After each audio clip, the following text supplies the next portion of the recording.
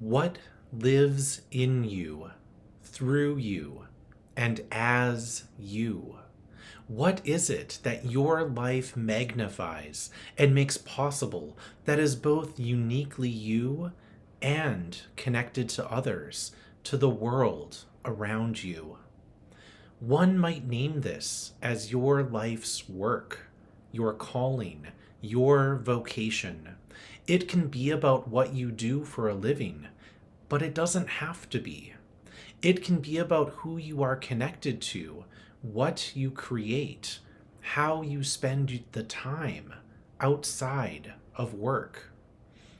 A quote attributed to American writer and theologian Frederick Buechner says that your vocation in life is where your greatest joy meets the world's greatest need.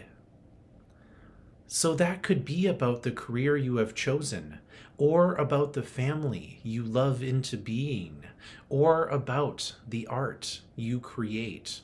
It may be easy to name for you, or it might not be so clear in this moment. But I believe that each of our lives has this thread to it, moments when we are in sync and what we are passionate about lines up with how we are spending our time and with our values in such a way that all the pieces fit together. This isn't a constant experience, to be sure. There are days, weeks, whole seasons of our lives that may feel out of sync with what we want to be doing, what we should be doing.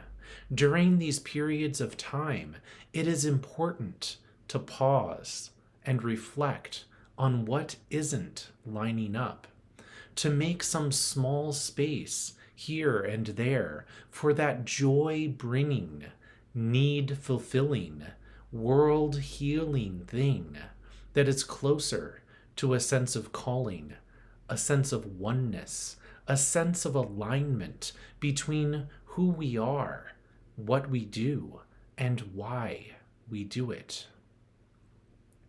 In our time for all ages, the idea of what it means to be a hero, to be kind, curious, thoughtful, generous, and helpful sound like small things to call heroic.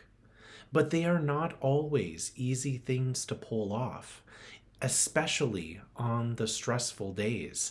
During times of high anxiety, it can be hard to live out our values. And sometimes we do not know when the smallest act changes a whole day, a whole life for another person. We may not be sure they even noticed, but do it anyway. And that gets at the point of the thing, too.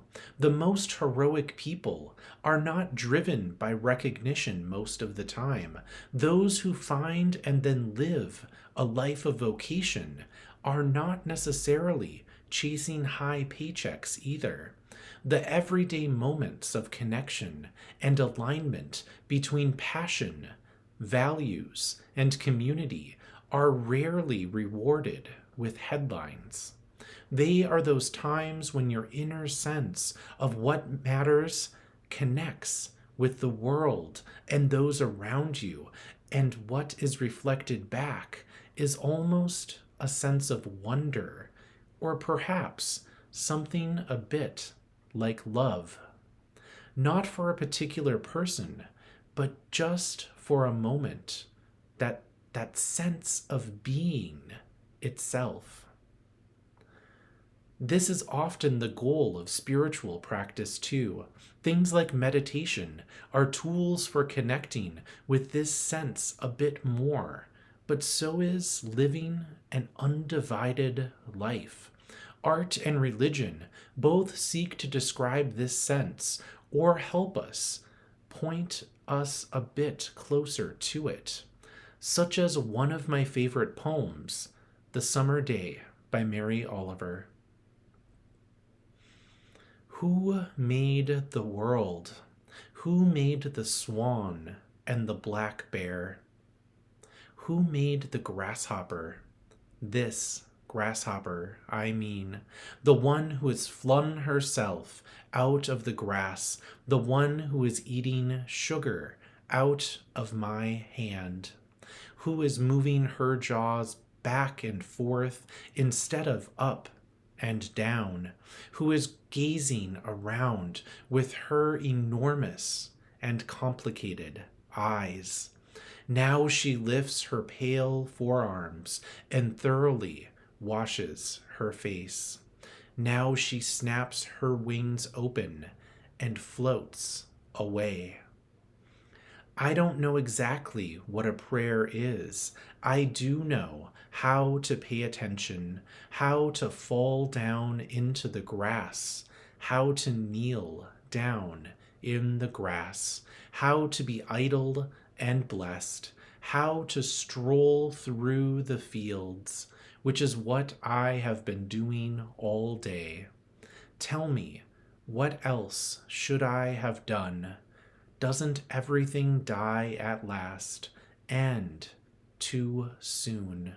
Tell me, what is it you plan to do with your one wild and precious life?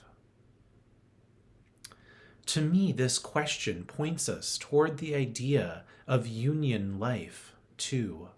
And when what you do with this one wild and precious life is connected to your values, your talents, your dreams, and to what the world needs, you have something much like a vocational life, or perhaps a united life.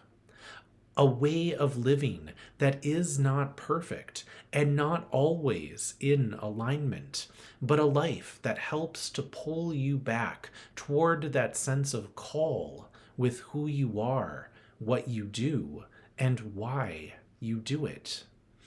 Living a united life is living a life of integrity and knowing that we do not do anything in isolation.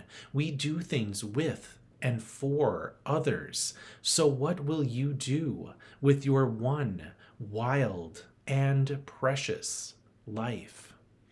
May it be something healing and heartfelt, whether large or small. May it be life giving and sustaining, whether in the circle of your home or on a public stage. May it connect the inner life of your dreams with the outer life of your needs. May it remind you of who you are and help you know that you are amazing. May it be so.